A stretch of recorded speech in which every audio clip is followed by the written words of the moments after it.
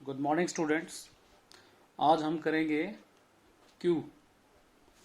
हमने स्टैक कर लिया है, लिंक लिस्ट पढ़ लिया है, एरे पढ़ लिया है और उसी सिलसिले में अब हमारा एक डाटा स्ट्रक्चर आता है क्यू। क्यू माने line.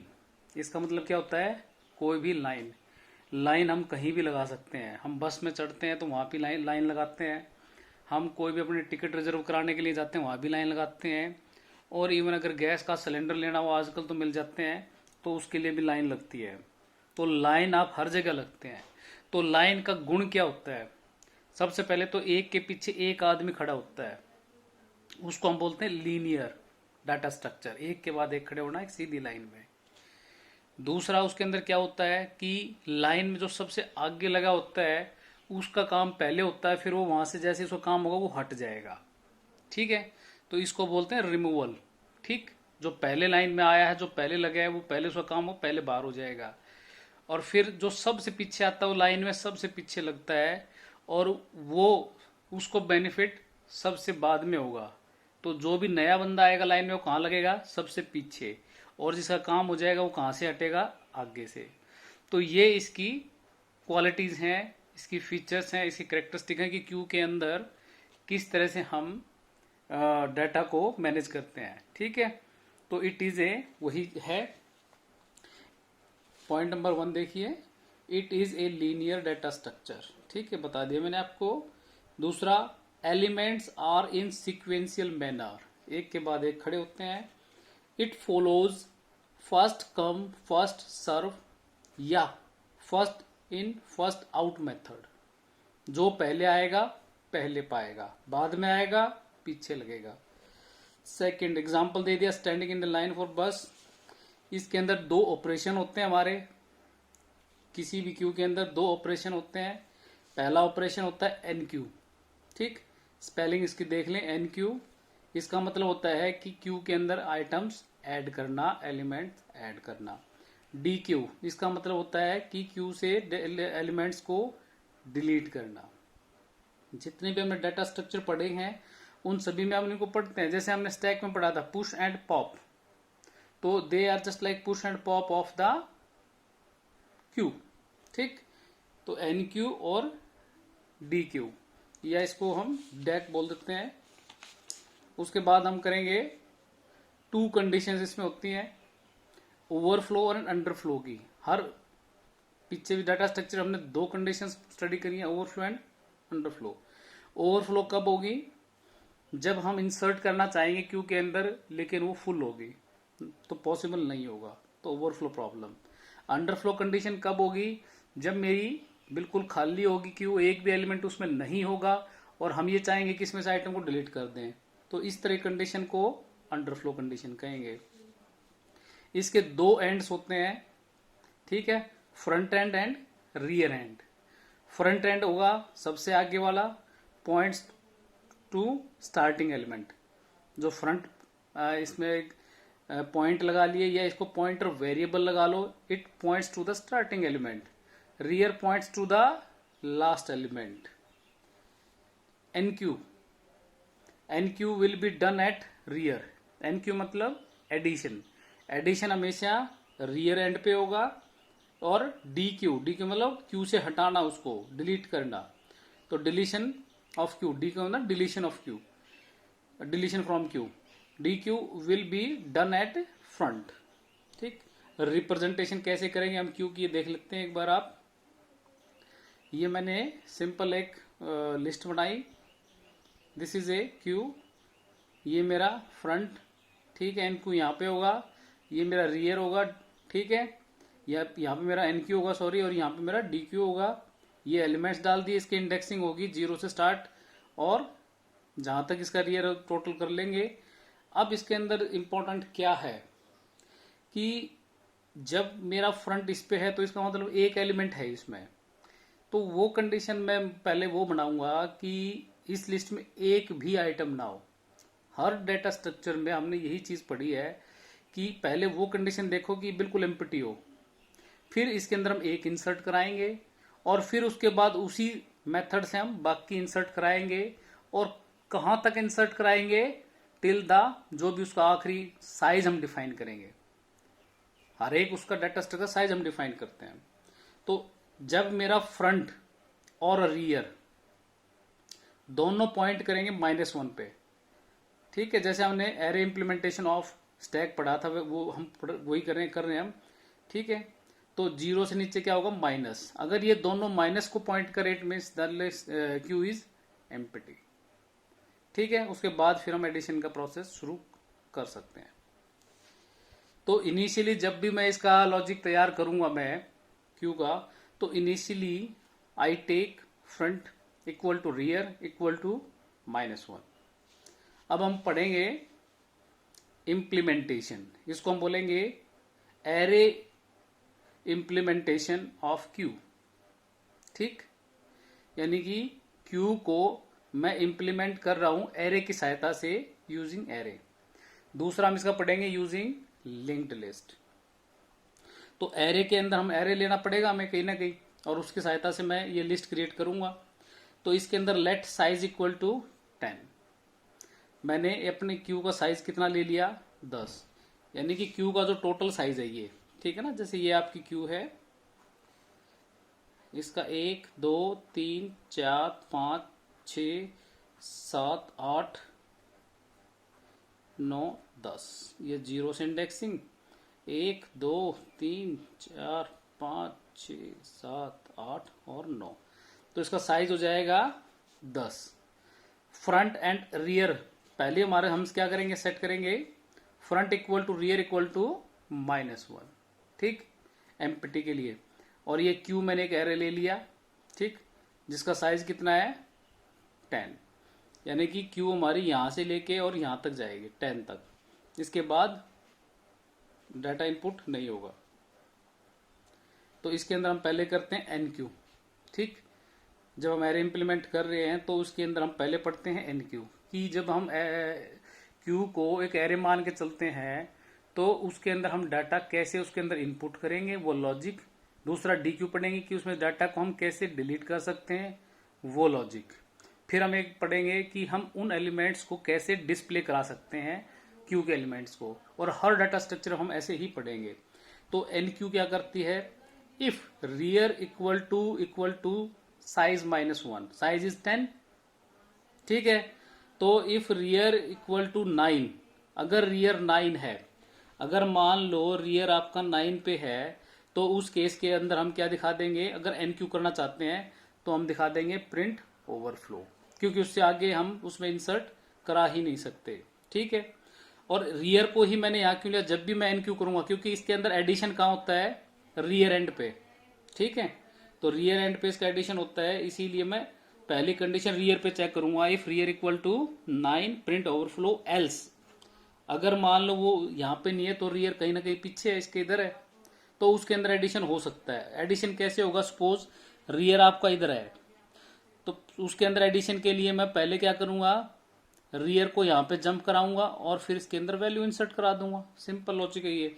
Else scan F %d value, यहाँ पे मैं वैल्यू क्या स्कैन करा दूंगा, 10 आएगी।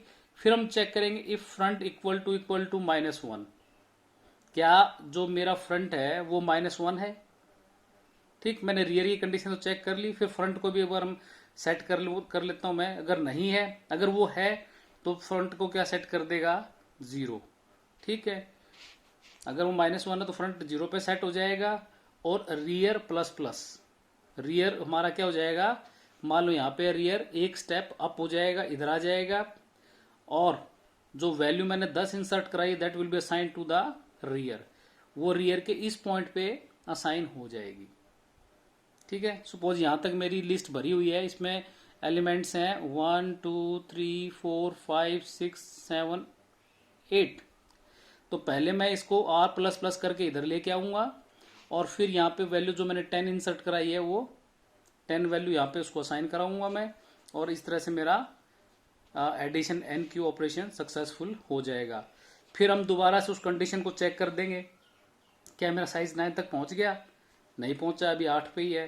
फिर मैं क्या कर दूंगा, एल्स पार्ट पे आ जाऊंगा, फिर मैं 20 को रीड करूंगा, फिर मैं कंडीशन चेक करूंगा ये मेरी क्या ठीक है, बिल्कुल ठीक है। Then rear equal to plus plus and assign the value, और इस तरह से मेरा लॉजिक इटरेशन चलती रहेंगी है और आपका आइटम इसमें ऐड होता रहेगा। अब हम इसमें से करते हैं डी क्यू, कि आपने इसमें से एलिमेंट्स को रिमूव करना है। ठीक है, रिमूव के लिए मैं वही साइज ले लेता हूं 10, front equal to rear equal to -1 और क्यू नाम का एरे। डी क्यू फंक्शन लिया मैंने। ठीक है, इसके अंदर मैंने इफ दो कंडीशन लगेगी, इफ रियर इक्वल टू -1 और इसको बोलेंगे और front is greater than rear. ये मेरी क्यू है जिसका साइज 10 है। मैंने 4 तक इसमें लिखे हैं लेकिन इसका साइज 10 है क्योंकि मैंने 10 ले रखा है। तो सपोज किसी एक पॉइंट ऑफ टाइम पे, क्योंकि मैंने इतना ही दिखाना है कि वो 3 पे है आपका रियर। ठीक है, मैंने इसमें से इसको डिलीट करना है। क्लियर? तो रियर जब 3 पे है तो मैं कंडीशन चेक करूंगा कि क्या मेरा जो रियर है वो इक्वल टू -1 है, यानी कि एम्प्टी साइड में है, या मेरा जो फ्रंट है कि रियर घटते घटते इतना आ गया कि वो फ्रंट से ही पीछे चला गया। ठीक है, तो यानी कि रियर मेरा फ्रंट तक आ सकता है। तो उस केस में मैंने कंडीशन लिखी है front is greater than rear. ठीक, इसका मतलब फ्रंट इक्वल टू रियर तक तो ये चलेगा, जैसे इससे नीचे आएगा it will exit from this condition. ठीक है, अगर अब देखिए, अब इफ रियर इक्वल टू -1 और दिस दोनों में से एक कंडीशन ट्रू होती है, प्रिंट अंडरफ्लो, तो उस केस में क्या आ जाएगा, there is no item in the list. Else, ठीक है, एल्स यानी कि some item in the list. Suppose इसमें आइटम है इतने 4 आइटम है, रियर इज हेयर, तो इसमें क्या करूंगा, इसमें उसका उल्टा चलेंगे हम। हर डाटा स्ट्रक्चर में हम ऐसे ही करते हैं, उसका उल्टा चलेंगे। जो हमने एनक्यू में किया था, इसमें हम एरे इधर आएगी और वैल्यू वेरिएबल इधर आएगा, उसमें उल्टा था। तो इसमें हम क्या कर देंगे कि क्यू फ्रंट। ठीक, अब इसमें क्योंकि डिलीशन होना है तो डिलीशन हमारा कहां पे होता है, फ्रंट एंड पे। तो क्यू फ्रंट, जो क्यू फ्रंट है इसको हटाना हमने। ठीक, तो क्यू फ्रंट को हम हटाएंगे तो आपका क्यू फ्रंट को पहले मैं एक वैल्यू वेरिएबल में असाइन कराऊंगा।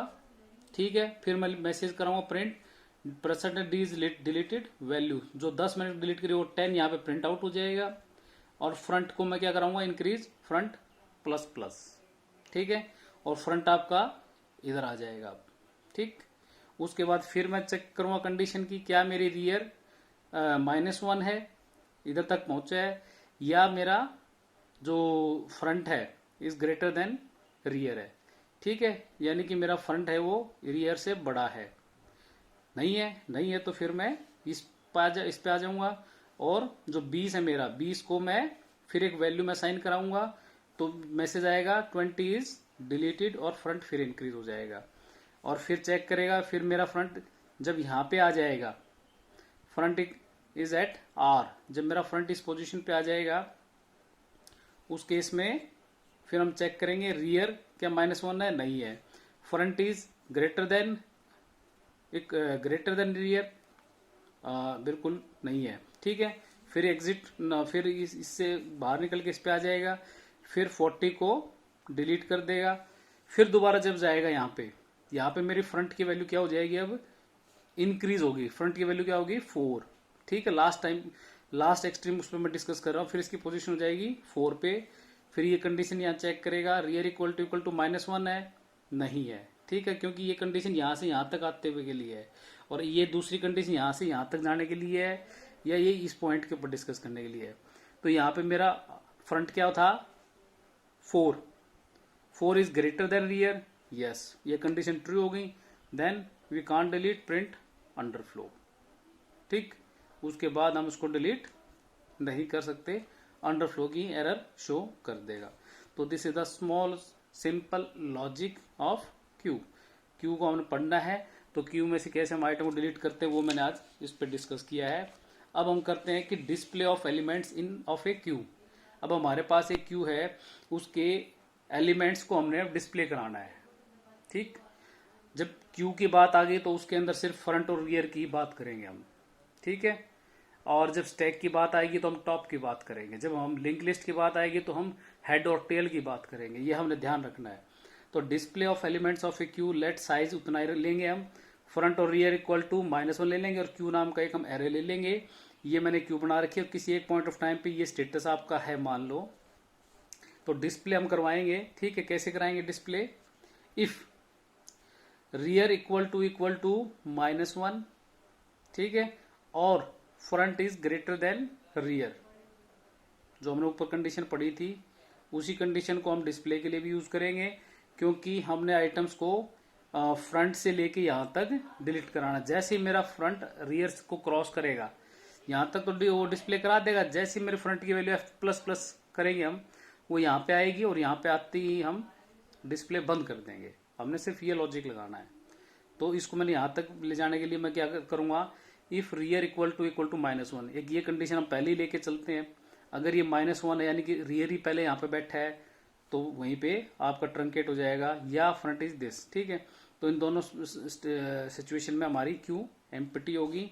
एल्स, अगर ये दोनों सिचुएशन नहीं है, else for I equal to front से लेके रियर तक और I++ हम कर देंगे। ठीक है, एक फॉर लूप लगाएंगे जो हम 0 से लेके यहां तक ले जाएंगे, और पहले हमारा फ्रंट क्या था, 0। ठीक है, पहले हमारा फ्रंट क्या था, 0। फ्रंट को हमें 0 सेट करना पड़ेगा पहले, इसमें हमने कर नहीं रखा है। ठीक है, तो पहले हम फ्रंट को 0 सेट करेंगे इसमें, then we do this for I equal to front से लेके रियर तक I++, फिर हम प्रिंट %DQI। ठीक है, आई का फ्रंट पहले क्या है, 0 के बाद फिर यहाँ पे आएगा 1 इससे नीचे है, फिर 2 3 4 करते करते जब आई की वैल्यू हमारी से ज्यादा हो जाएगी, ठीक है, रियर तक तो 3 ही है, 3 ही तक जाएगा ये। ठीक है ना, तो 3 से ज्यादा ये लेगा ही नहीं, तो 3 के ऊपर आके एग्जिट हो जाएगी। ये मैंने इसका रन कर रखा है कि रन की value when i is 0 and 0 is less then 3, तो हमारा Q0 will be printed out. इसी तरह Q1 Q2 और Q3 print out when i equal to 4 is less than equal to 3 wrong, और हम यहाँ से इस लूप से एग्जिट कर जाएंगे डिस्प्ले फंक्शन से। ठीक है, इसमें हम स्टार्टिंग में हमें एक सेट करना पड़ेगा कि आपका जो फ्रंट इज सेट टू 0, जैसे हमने इससे पहले किया था। तो आज हमने ये 3 टॉपिक कवर किए हैं। व्हाट इज क्यू, क्यू के अंदर NQ, DQ और display of elements of a Q in a simple language. आपको, मुझे उम्मीद है सब कुछ समझ में आ गया होगा। फिर भी अगर किसी को कोई डाउट है, कोई कंसेप्ट नहीं समझ में आता है, तो आप मेरे चैनल पे जाके वहाँ आप अपने कोई भी जो भी डाउट है वो लिख सकते हैं, ताकि मैं टाइमली आपको उसका रिप्लाई दे सकूं, या मेरे को व्हाट्सएप कर सकते हैं। मेरा नंबर है 9812382905। Thank you students.